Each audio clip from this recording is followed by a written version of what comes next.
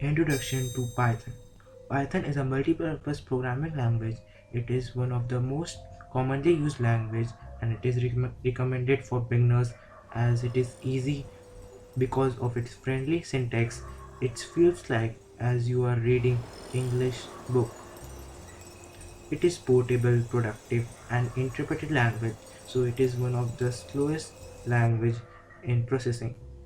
In which fields you can use Python? Web development, basically the backend, game development, data analysis, and machine learning. So if I rate this language on how fast you can learn this language, so it is easy. So this is Python in 1 minute. So if you like the video, make sure to subscribe the channel so that you cannot miss any videos like this.